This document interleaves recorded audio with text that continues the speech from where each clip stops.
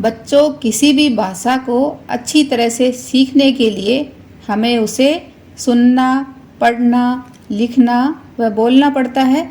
इसीलिए आज मैं आपके लिए लोटपोट की एक रोचक व मज़ेदार कहानी लेकर आई हूँ, जिसका शीर्षक है अपहरण।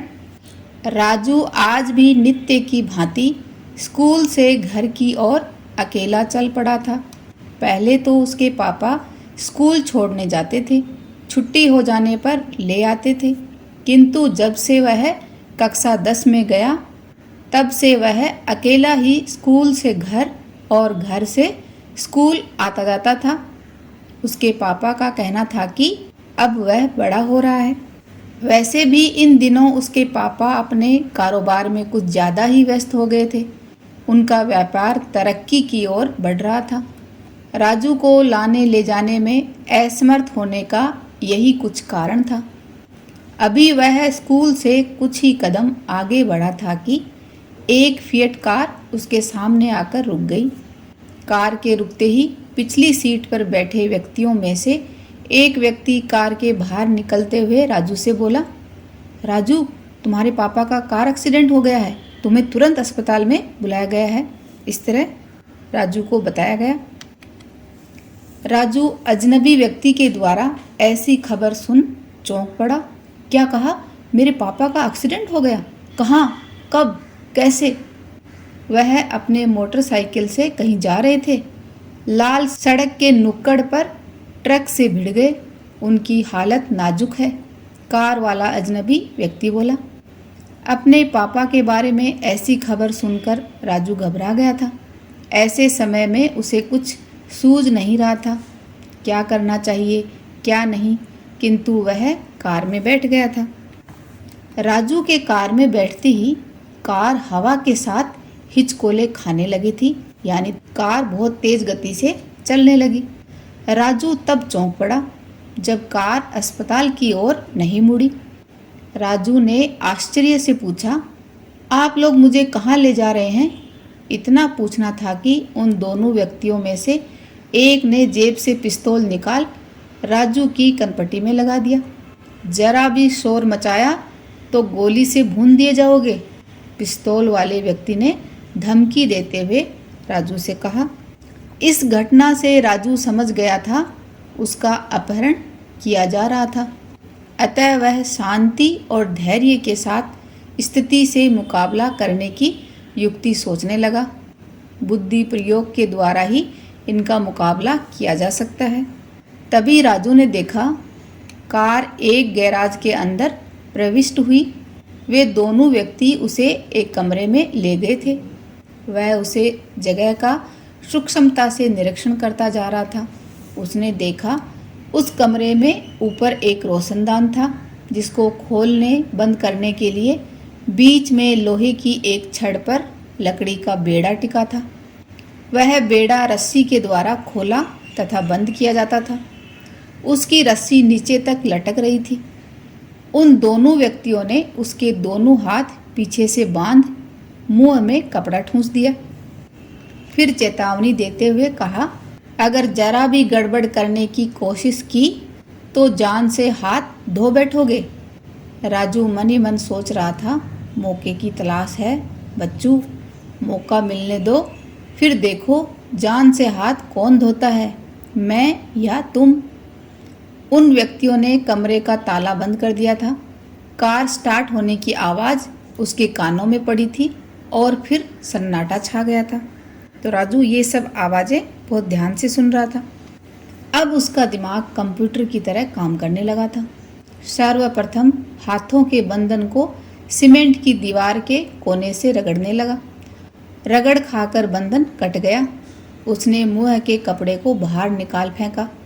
उसने देखा कि कमरे के मध्य में बल्ब लगा हुआ था, एक होल्डर लटक रहा था।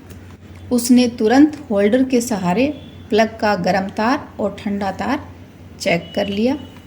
ये सब उसने अपने घर में बिजली की फिटिंग के समय बिजली मिस्त्री से सीखा था। फिर उसने होल्डर वाले तार को खोलकर दरवाजे में ऐसा जाला बुन डाला कि अगर कोई कमरे में प्रवेश करे तो वहीं उसका काम तमाम हो जाए यानी उसने उस दरवाजे में करंट छोड़ दिया। इसके बाद उसने प्लग से कनेक्शन दे स्विच ऑन कर दिया। ये सब कार्रवाई उसने अपनी हिफाजत के लिए क्षण भर में कर ली थी। अब जैसे ही कोई दरवाज़ा खोलेगा तो उसको करंट लग जाएगा। अब उसे रास्ता साफ नजर आ रहा था। वह रोशनदान से लटक रहे रस्सी के सहारे बाहर निकल गया। उसने उस मकान के एक कोने में एक क्रॉस का निशान लगा दिया। बगल के मकानों में एक तरफ से क्रम से 1, 2, 3, 4 इस तरह नंबर डालते हुए लुकते छिपते तथा पूछते पूछते थाने पहुंच गया। वहां से उसने तत्काल अपने पापा के पास फ़ोन से सूचना भेज दी। अपने गुम हुए पुत्र की खबर पाकर बेचैन पापा भी थाने आ पहुँचे। उसके पापा ने आते ही राजू को सीने से लगा लिया। तब तक थानेदार ने आगे की कार्यवाही पूरी कर ली थी। राजू के निशानदेही पर थानेदार ने मैं दल बल के उस मकान में छापा मारा। थानेदार ने देखा कि एक व्यक्ति भागने की चेष्टा कर रहा था। उसे तत्काल गिरफ्तार कर लिया गया। पूछताछ करने पर गिरफ्तार व्यक्ति ने बताया यह अपहरण उन लोगों ने पैसे वसूलने के लिए किया था। उन्हें राजू के पापा के पास पैसे होने की भनक पहले से लग चुकी थी। उसी व्यक्ति के द्वारा पूछताछ कर कार ड्राइवर का भी पता लगा लिया गया था। कार ड्राइवर धोखे से उन बदमाशों के चंगुल में फंस गया था। उसे इस घटना का कोई पूर्वानुमान न था। अतः थानेदार ने उसका नाम पता नोट कर उसे छोड़ दिया। गिरफ्तार व्यक्ति उन 2 व्यक्तियों में से एक था जिन्होंने राजू का अपहरण किया था। पुलिस को हत्या, डकैती, अपहरण आदि अनेक मामलों में इसकी तलाश थी। सरकार ने इसे पकड़वाने वाले को 10,000 रुपये नकद का पुरस्कार देने की घोषणा की थी। थानेदार ने अंदर वाले कमरे में जाकर देखा, वहां एक व्यक्ति बेहोश पड़ा हुआ था। यह व्यक्ति राजू की हिफाजत योजना की भेंट चढ़ गया था। बेहोश करंट लगने के कारण हुआ था। इस व्यक्ति पर अनेक जघन्य अपराध करने का आरोप था।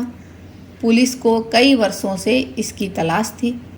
सरकार की तरफ से इसे जिंदा या मुर्दा पकड़वाने को 20,000 रुपये का नगद पुरस्कार देने की घोषणा की थी। अधिकारियों ने राजू को पुरस्कार के 20,000 रुपये और प्रशस्ति पत्र देते हुए कहा, जिस कार्य को पुलिस कई वर्षों से नहीं कर सकी थी, उस कार्य को राजू ने अपनी सूझबूझ और साहस के बल पर अकेले कर दिखाया। देश को ऐसे साहसी बालकों पर सदैव गर्व रहेगा। सभी ने राजू के सूझबूझ और साहस की भूरी भूरी प्रशंसा की थी। तो उम्मीद करती हूँ बच्चों आपको भी ये कहानी बहुत पसंद आई होगी और राजू की सूझबूझ आपको कैसी लगी ये बात आप मुझे कमेंट बॉक्स में लिखकर बताना। कहानी अच्छी लगी तो लाइक व अपने दोस्तों के साथ शेयर ज़रूर करना।